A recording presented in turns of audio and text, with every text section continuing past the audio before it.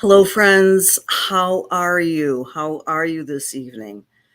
If you are in the northern, eastern part, or even the southern part of the United States, you may be experiencing the Great Smoke Haze, and I hope you are not exhibiting terrible symptoms from it. And we're going to talk about that tonight. We're going to talk about, of course, the weather, the cosmic weather, and also the great Pluto shift that's going to be taking place the 11th of June.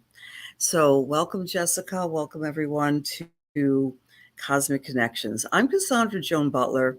I'm an agent with the wonderful Cosmic Intelligence Agency, Agent 56. And if you aren't a member, I would strongly encourage your membership with the CIA.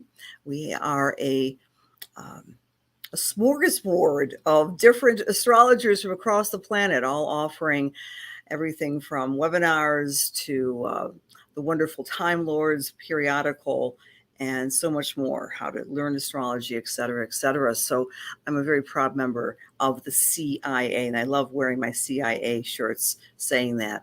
So hello, Gail and Maria and Leslie and Linda. Hello from South Carolina. Linda, question for you. I understand some of the smoke is hitting South Carolina. How is that in your neck of the woods? Okay.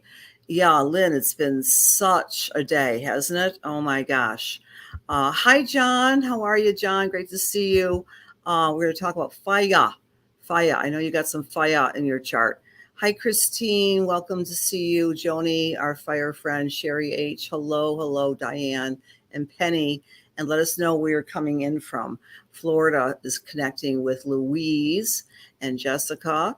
And Code Orange. Yeah, right, Linda. Exactly. Hi, Dawn. Hi, Nancy. Thank you for sharing, Christine.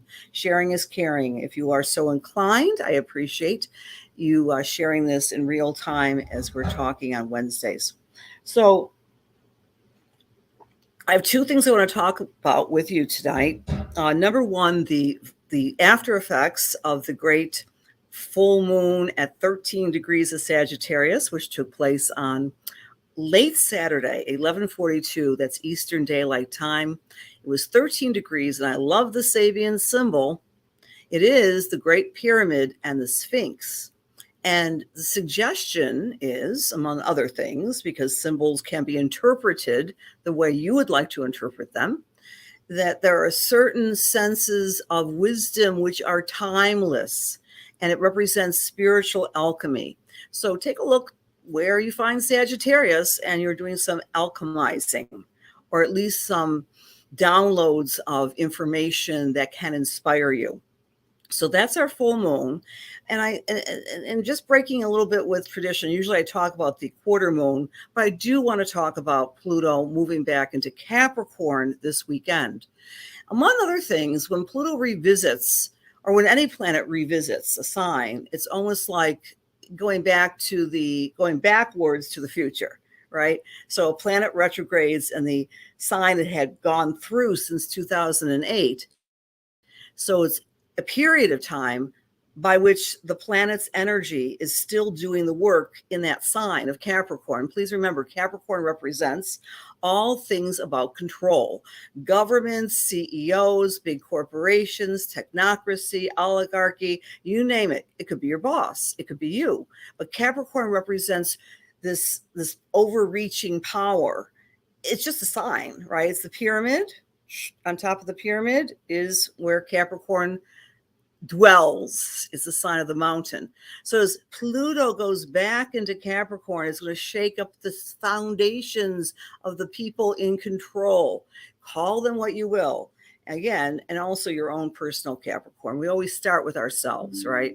So wherever you find Capricorn, you are going to be revisiting old business stuff that began in 2008. But we're going to talk a little bit about that. So we've got a lot to discuss, and I have a lot of slides. And I had to cut my slides out because there's so much going on. But my first question for you this evening, especially if you're in the US of A or Canada, are you observing or being negatively affected by the smoke? the smoke that's billowing out of the wildfires from Canada.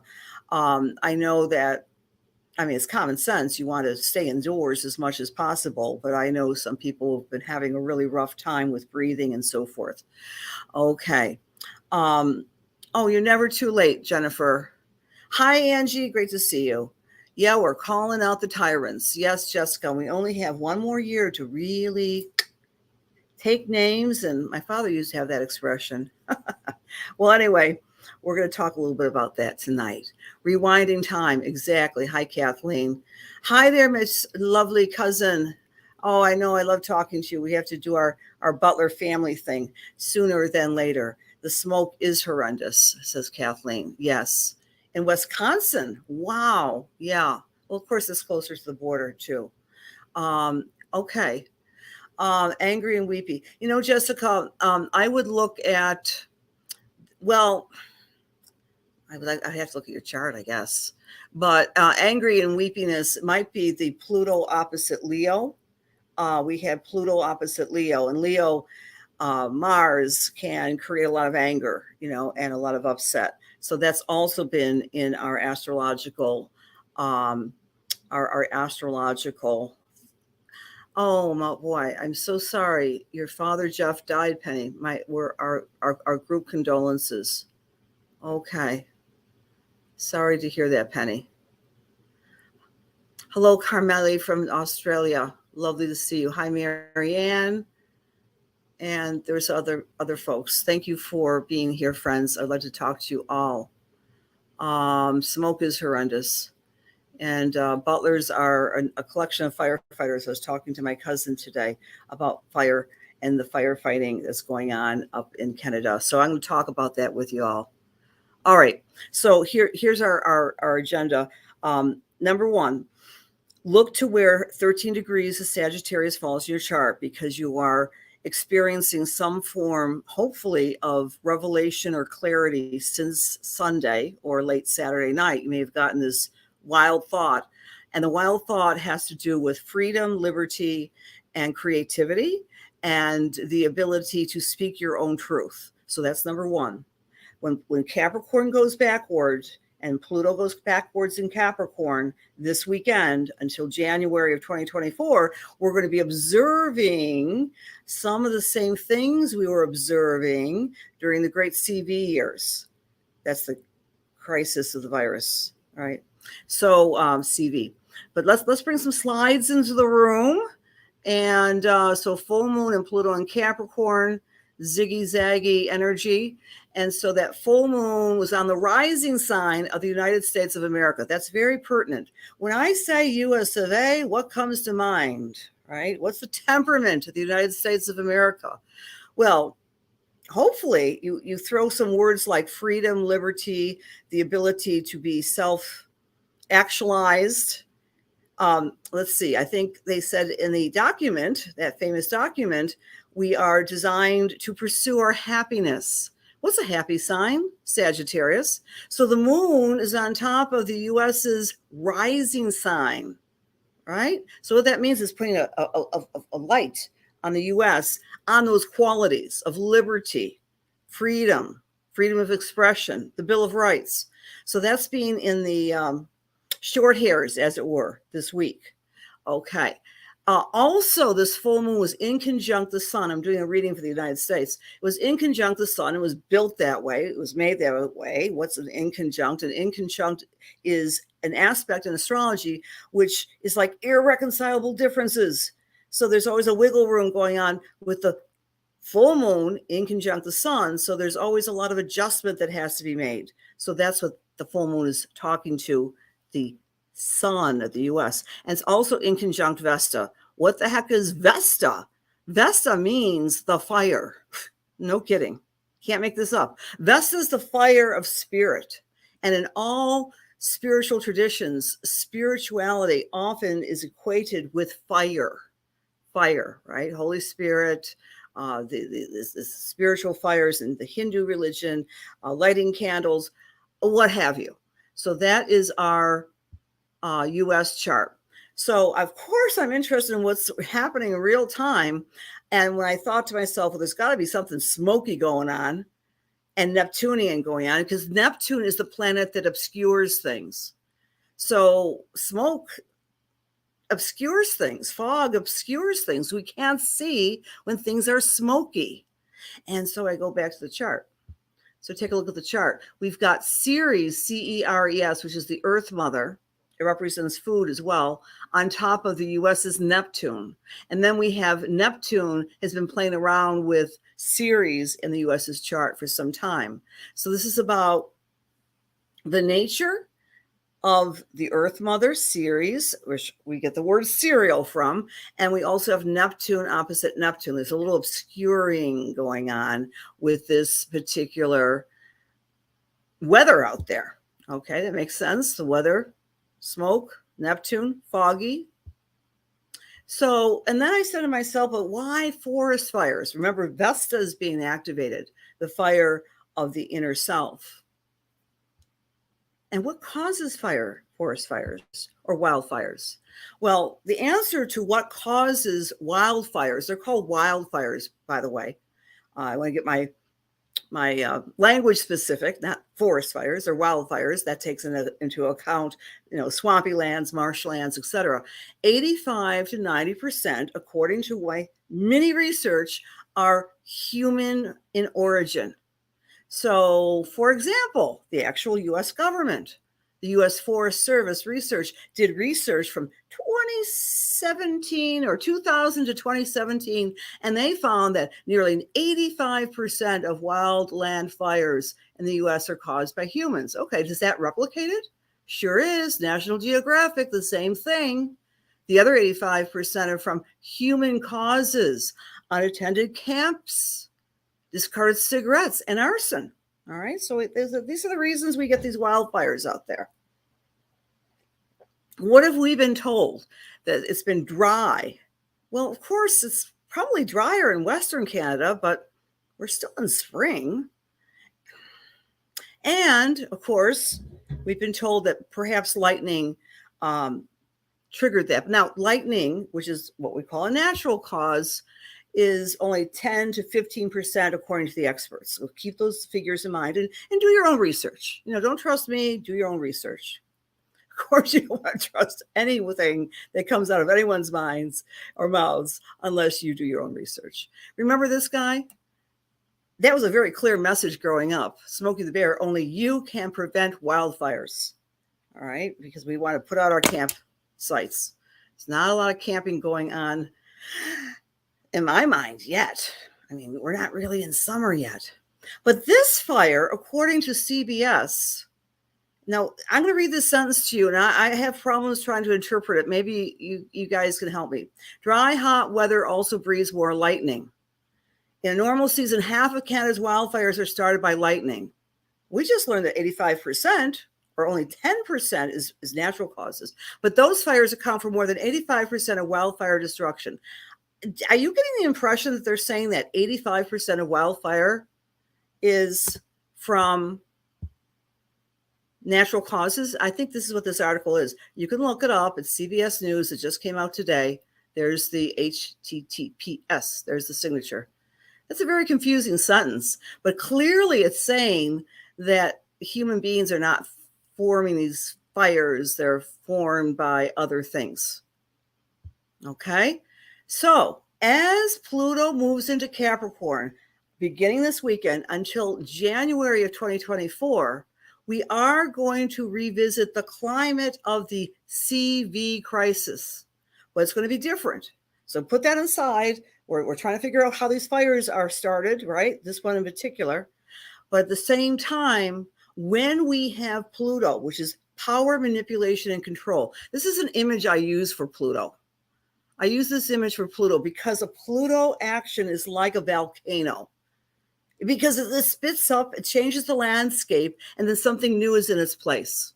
So Pluto is the great destroyer, but it also leaves a new landscape and a resurrection in its wake. So wherever you have Capricorn in your signs charts, friends, wherever you've had Capricorn in your whole astrological wheel, you've gone through a lot of changes since 2008, but concentrated death and rebirth changes since 2020, when Pluto and Saturn were holding hands in the sky. They were conjunct then. So one of the things, as this Pluto goes back into Capricorn, it starts at 29 degrees, which in astrology is called a critical degree. It's called the anaretic degree. It means a karmic degree, a degree of beginnings and endings. So it moves backwards, and we're going to be beginning and ending the Capricorn trip. Now, Capricorn and Pluto has been an extraordinarily difficult time since 2008, with the world stage in front of us. The Sabian symbol of this degree, you can't get better than this, is a secret meeting of men responsible for world affairs. Think WEF. Anyway, it's at 29 degrees until July 28th. Then it moves back to 28 degrees on the 28th of July. When it moves backwards, friends, the world unconsciously will be depending a lot more on its intuition. Watch how you change up in the middle of July with your intuitive faculties. And when Pluto goes back into Capricorn on the 11th, the moon will be conjunct Neptune. There's that Neptune again, obscuring. But Neptune in the positive is intuition, psychic abilities, and compassion. You all get the picture, right? So that's kind of interesting. And then we can expect between this weekend and at least until the very end of 2024, more assertion, last chance effort of power manipulation and control of the big social structures out there, because Pluto's remaining in the year of Capricorn. And we have already been told that climate change is going to lend itself and lead to lockdowns. Possibly they've been talking and chit-chatting about more pandemics due to health issues, but climate change is definitely on the table, according to the Biden administration, regarding lockdowns. So what do you say? I mean, that to me is Pluto and Capricorn right there. So let's take it to our own personal lives. What is the last gasps of things that you all want to revisit and change in the next year and a half? What war transformation do you want to take place in your own lives? If you are Aries, you're doing some transformation regarding anything having to do with your career. You're wanting to restart your career, restart your leadership abilities, things that you've been putting on the back burner. If you're Taurus or Taurus rising, you're restarting or reconfiguring anything having to do with your friends and your groups and your social network. If you're Gemini, you're going to be refiguring anything having to do with your health and your health care. For Cancer, it's all about your partnership, reconfiguring the way you are in partnership.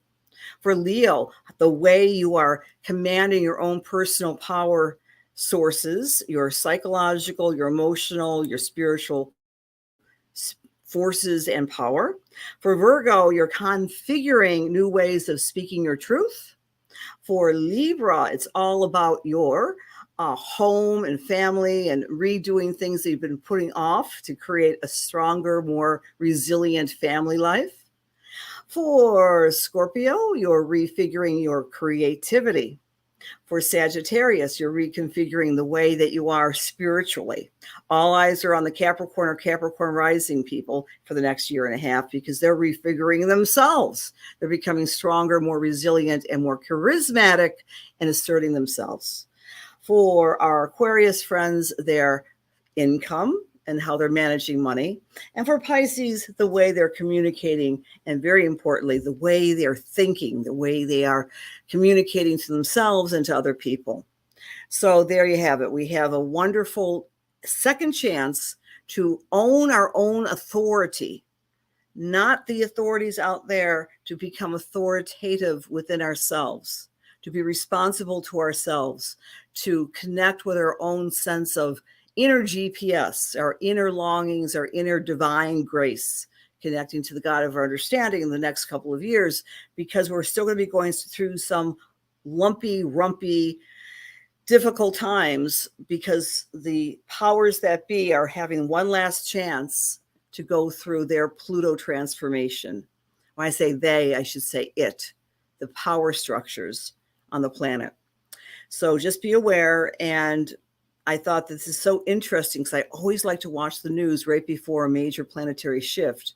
And this mystery around the fires it's caught my attention.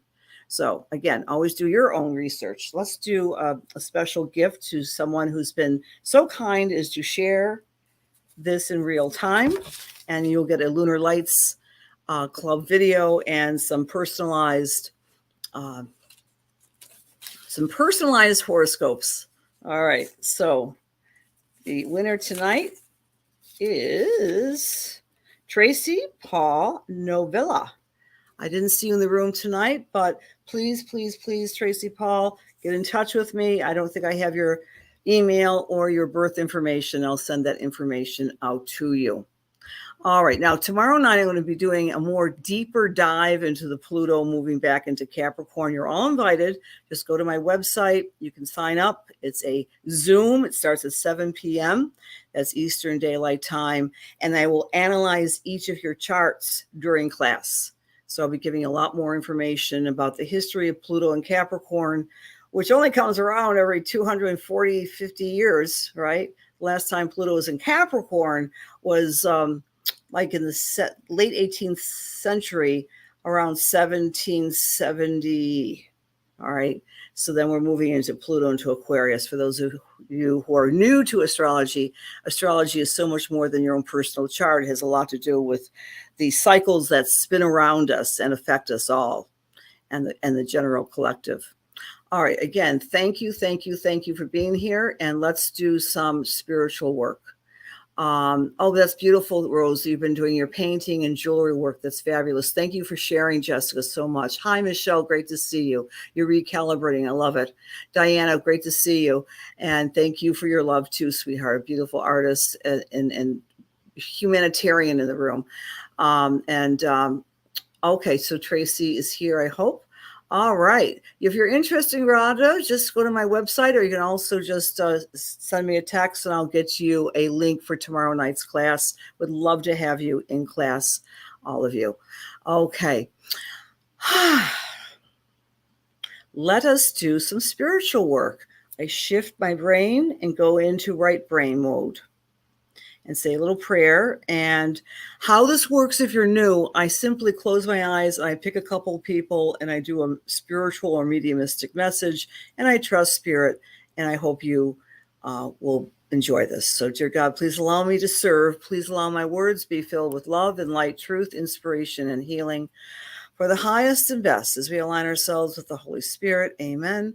And the person my thumb is stopping at is Angie DeMorgan. Okay. Oh, look at that. I went right to you. I mean, it's in the screen. Hi, Angie. Apparently you like a message, so I want to jump into you. And making sure my phone is turned off.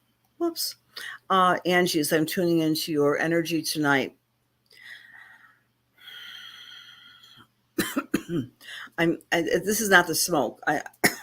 I'm feeling congestion in my lungs for you, because there's been a lot of letting go, and I'm feeling the word grief with you, Angie. And I want to go back, and not a recent grief, but perhaps a year ago, give or take. No, grief has no timetable, and things come and go, and they move and go forward, they go backwards. And then just one little trigger can make us feel so sad when we lose a loved one. What I'm picking up here for you, Angie, is that there may have been a gentleman that you're still grieving, and he doesn't feel like he's necessarily he's more along the lines of your generation, maybe a little older. And I'm going to my chest, so that represents a big heart connection, but it does not feel to be like a partner. It's more like a just dear friend, like a brother, brother-in-law, or something like this. And as I'm tuning into his energy for you, I'm being He's reminding me to remind you that his passing was possibly extremely unexpected, but at the same time, it's all in God's plan. And he's reminding you that you will be able to get some information from him, but don't try hard and don't worry about why you can't necessarily connect with him as much as you would like to. He's like reassuring you. And this person enjoyed the outdoors, and this person loved laughter, and this person loved interesting. To be outdoors, even at night. I don't know if you have any memories of this individual around a campfire. These are some of the things that are coming to me for you, for him. And he's saying that this summer, I'm not even sure where you're beaming in here from, my dear, but during the nicer weather, whether you be, in the southern hemisphere or in the northern hemisphere, having fires outside, a campfire or sitting around with friends is almost a spiritual experience. And this is the message or the image he's giving me to give to you. So many blessings to you, and thank you for being here tonight. Okay. Oh, you're very welcome, Angie. Okay. Thank you. All right. We'll do another one here. You guys know I'm not cheating. See, my eyes are closed. Okay. All right. I'm with Dawn Elizabeth. Dawn Elizabeth, I'm with you. And as I'm tuning into your energy, I'm feeling that there's a female in spirit who wants to be recognized. And I got to sit up straighter because she's got an sound to her name, whether that be in or I feel it's like an an sound. Annabelle, but it's a vibration of an. Angela, something like this is coming in for you. And she was very well spoken, very well coughed, and very, very graceful in how she presented herself. All right. And as we are looking about, where'd you go? Okay. I want to make sure I see your name. When I see your name, that helps me. So I'm back with Dawn. So Dawn, as I'm connecting with this woman who's very, for lack of a better word, she's very Capricornian. I'm not saying she was a Capricorn, but she played by the rules and she did a great service in the world. She was one of those perfectionists who expected things to be done a certain way. She's reminding you that you're not like her, that you have a more eccentric, laid back, go with the flow type of personality. So she's reminding you that as you move forward, don't model yourself after her. You are your own person. She would have been the type of individual that would be, I don't know, maybe a little judgmental at times, because she was a right angle person, right? And you're more of a rounder person, but she's making a little sarcastic comment that if things aren't put away in the right place, in the right drawer, it's okay. That sometimes you model yourself after that type of, I'm not saying after her, but after the way things should be done. And so she's giving you kind of an out. Does that make sense to you, Dawn Marie? That's your mom. Okay, great. You recognize her. She's coming in also with a little bit of, I guess the best word is apology, because sometimes she was hard on you because she wanted everyone to be like her. And in spirit, she has that infinite wisdom that people are exactly how they're supposed to be and that we can improve, but there's no one mold. This is a lesson for all of us, isn't it? All right. So viva la différence.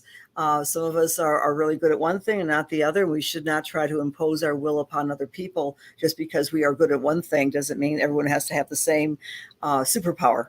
So she loves you very much, and she wants you to know that, Dawn, and she appreciates you more because she's free from that. She's laughing about it. Her straight edges. She's released from that. And she's a lot more like you, kind of go with the flow. So I hope that makes sense for you, dear Dawn Elizabeth. And dear hearts all, thank you so much for being here tonight. I think that we should keep our eyes peeled for another maybe big story this weekend or next week that is taking into account the powers that be. But keep in mind, all of us are marching to our own individual path, our individual drummer, and with Capricorn in charge, we can refinish things we've been working on since 2008. How about that? So there's always more time because eternity lasts a long time. So many blessings and big hugs and love to each and every one of you. Have a good night.